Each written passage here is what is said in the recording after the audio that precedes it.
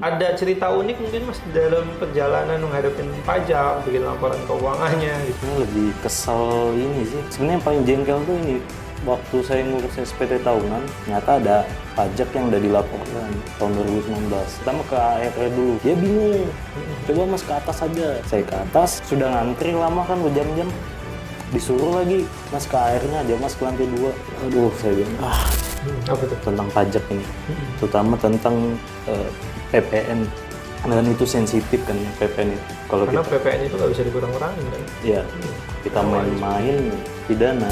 Ini kan bentar lagi kan kita SPT lagi nih, banyak yang bisa dikurangin nggak? Bisa, kan udah diajarkan, jadi udah tahu strategi. Legal nggak Mas ceritanya Mas? Legal, caranya legal. Bukan ngemplang pajak gitu. Bukan. Kira-kira penting nggak sih bawa tim ke sini Mas? Penting. Apa nih? Kalau misalnya dia nggak ngerti, terus juga dia nggak paham, kita ngeliatnya nggak satu pikiran, nggak satu ini, susah nanti. Kayaknya salah paham terus, ya itu akhirnya jadi susah majunya.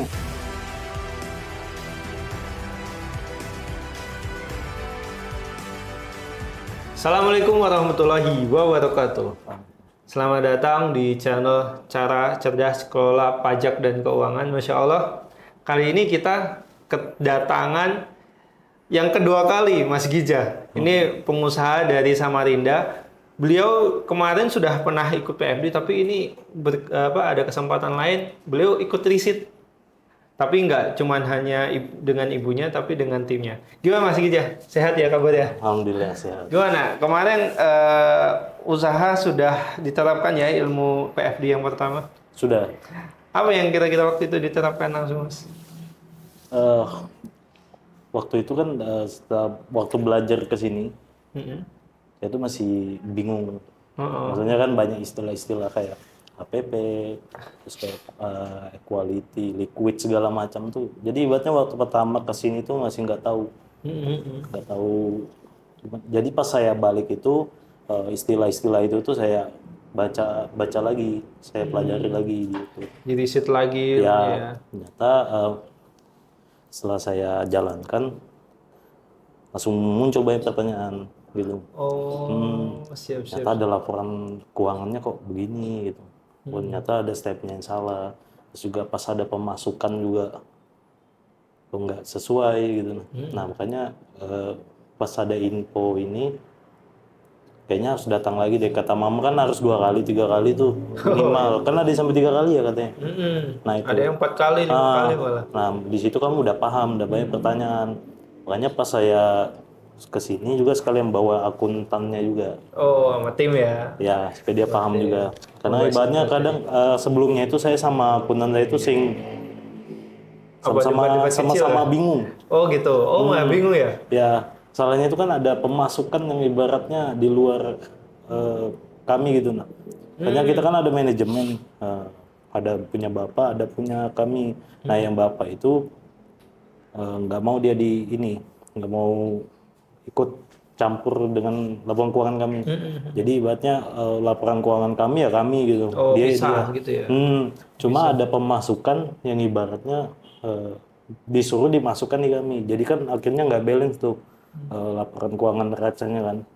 Nah dari situ juga ada beberapa istilah, terus juga ada peraturan pajak yang banyak berubah nih kan akhir-akhir ini. Jadi saya pikir kayaknya perlu ngulang lagi. Oh gitu ya. Karena kan pertanyaan-pertanyaan itu, makanya saya selama 2 hari, 3 hari ini kan banyak yang saya tanyakan. Fasilitator ya. Oke, Ya. siap. Mas, dari materi yang kemarin yang udah langsung diterapkan apa nih? Yang Kan kemarin yang sama ibu, terus pulang ke kantor, kira-kira apa yang langsung diterapkan? pertama pasti cari akuntan dulu. Oh, jadi ini makanya nemu nih ada Mbak Sinta ya, itu nemu. baru ya. Oke, Karena kan menjelaskan jantungnya perusahaan kan dia. Habis itu saya membuat laporan kayak neraca, habis itu buku besar, habis itu kayak faktur penjualan dan lain-lain kayak gitu. Itu sih yang buat. Cuma menurut saya kayak masih kurang kurang efektif sama nggak jelas gitu. Mas Gija itu karena kan di perusahaan itu yang ngadepin orang pajak langsung ya? Ya saya yang ngurus. Iya kan, yang ngurus itu. segala macam. Ada cerita unik mungkin Mas dalam perjalanan menghadapin orang pajak, bikin laporan keuangannya gitu. Ini lebih kesel ini sih, di apa ya, dilempar bolak-balik. Oh gitu Ya, ya. maksudnya gini, kita kan sebenarnya yang paling jengkel tuh ini waktu saya ngurus SPT tahunan. Mm-mm. Ini yang perusahaan lama ya, Mm-mm. yang perusahaan sebelumnya. Kalau sekarang kan yang baru buat ya.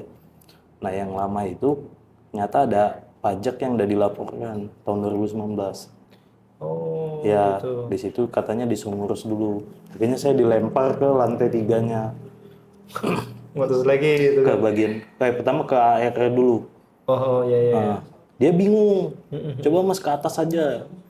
Saya ke atas, sudah ngantri lama kan berjam-jam. Disuruh lagi, Mas ke airnya aja, Mas ke lantai 2. Aduh, saya bilang, Ini kita mau ngurus pajak kok nggak selesai-selesai. iya.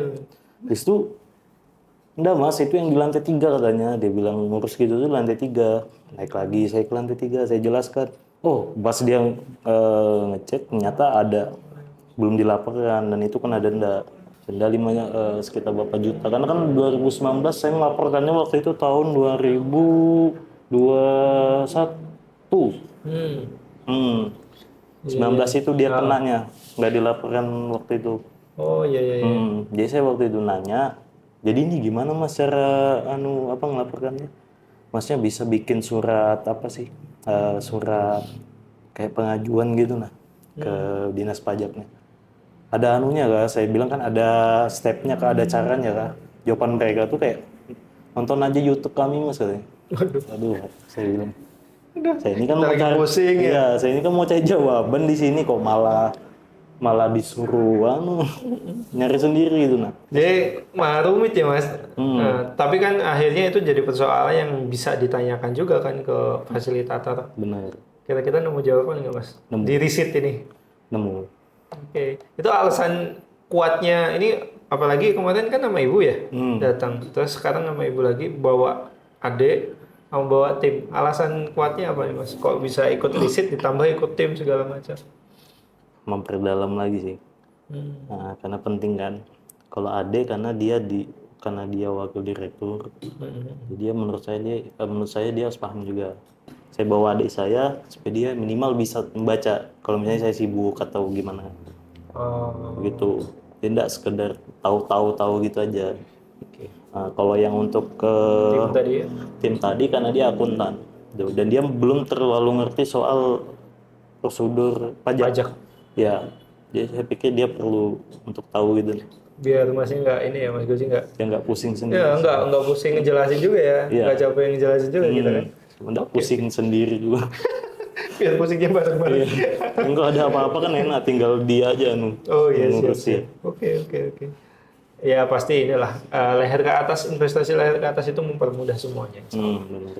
Ada ilmu yang menarik nggak di PFD kali ini? Ini kan mungkin sedikit berbeda lah ya dari yang pertama. Ada ilmu yang menarik nggak? Kalau menurut saya soal yang hari ketiga sih sebenarnya Apa tuh? tentang pajak ini, terutama tentang PPN. PPN. Hmm. Dan itu sensitif kan ya PPN itu. Kalau Karena kita, PPN itu nggak bisa dikurang-kurangin kan? ya Iya. kita main-main pidana Iya. gitu. Terus juga PPH, gimana cara kita menghitung PPH suatu perusahaan gitu. Meminimalisir labanya, gimana caranya jangan sampai labanya besar atau segala macam. Oke sih. Jadi tahun 2019 yang kemarin kan terakhir dilaporkan kan 2019 juga ya? Oh Apa? yang saya melaporkan yang tahun 2021. Oh, jadi tapi 2024 udah kelapor juga? Saya ngelaporkan terus. Oh, lapor ya. Nah, jadi tahun-tahun sebelumnya tuh Mas, ini kan bentar lagi kan kita SPT lagi nih. Nah, Kan ini 2025 udah Desember kan, kita persiapan juga kan. Banyak yang bisa dikurangi nggak? bisa. Karena udah diajarkan jadi udah tahu strategi. Legal nggak Mas caranya Mas? Legal, caranya legal. Bukan ngemplang pajak gitu. Bukan kita menipu, bukan kita ibaratnya ingin ngelawan hukum enggak. Itu legal semua. Diajarin di sini.